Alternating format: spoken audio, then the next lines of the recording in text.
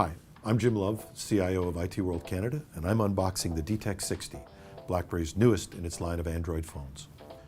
When you take it out of the box, it's not immediately apparent how the DTEK60 is different than its predecessor, the DTEK50.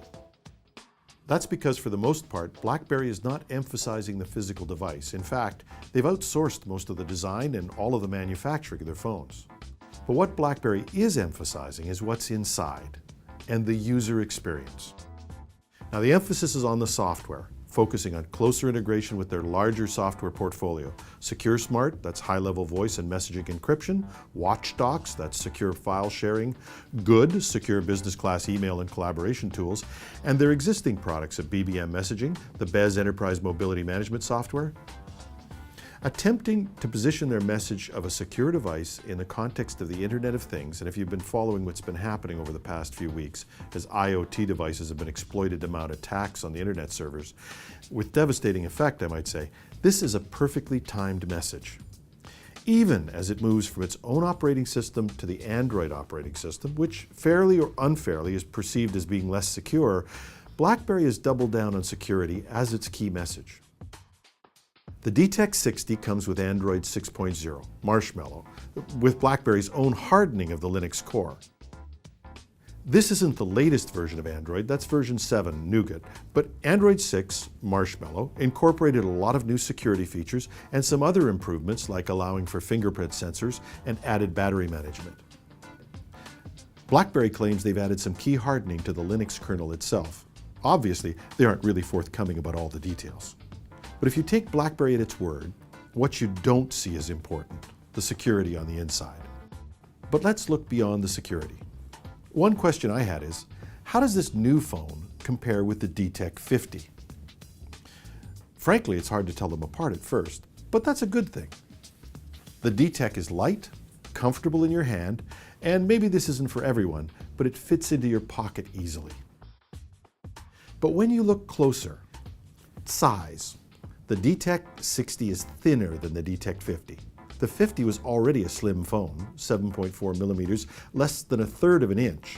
The DTEK60 is about 10% thinner at under 7 millimeters. Clearer screen, 534 pixels per inch versus 424 pixels per inch on the DTEK50. BlackBerry claims that's 4 times the amount of pixels in standard HD TV. Now, clearly, BlackBerry is looking to compete based on consumer demand for video and video display. They've not only upped the game for the DTEK50, they've gone head-to-head with every other manufacturer. They beat out the iPhone 7 Plus with only 401 pixels per inch, or Google's new Pixel with 441 pixels per inch. Only the Galaxy S7 has richer display at 577 pixels per inch. They've juiced up the camera. The DTEK60 has a 21 megapixel camera on the rear of the phone versus 13 megapixels on the DTEK50. And on most other phones in the market today, making it again one of the best around by a wide margin. Battery, 3,000 milliamps versus 2,610 milliamps for the DTEK50. What that translates to, you won't know until you use it. BlackBerry says the DTEK60 will hold up for 24 hours of mixed use versus 17 hours they claim for the DTEK50. But I've never found out who this magical mixed user is. As someone who uses the phone constantly, if I can make it through a business day, I'm a happy camper. And that has to do with more than just battery. Processor. Phew. Well, if you can understand the processor descriptions, you're a better man than me. All I can say is that the Snapdragon 820 is rated higher than the processor in the DTEK50 at 1.6 gigahertz versus 1.5 gigahertz. But there's more to it than that, and I think I'll leave that commentary to others. But hopefully it's peppier than the DTEK50, which is acceptable, but not blazing speeds. But here's 2 differences you are going to notice. Fingerprint sensor.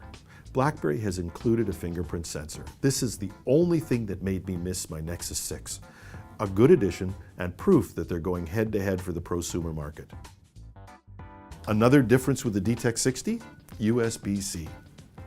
All of your old spare cables won't work. Now, maybe they learned something from Apple. At $30 a cable, this will add to your expense, but hopefully the double speed of USB-C will make this worthwhile. The verdict? It's a great phone out of the box. It's kept the best of the DTEK50, which is a great phone for the price.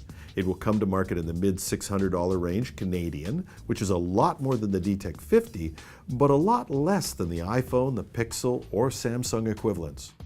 So on prices and features, if you have a corporate fleet of phones, or if you're a prosumer purchaser, this is a phone that compares with everything else and at a very reasonable price.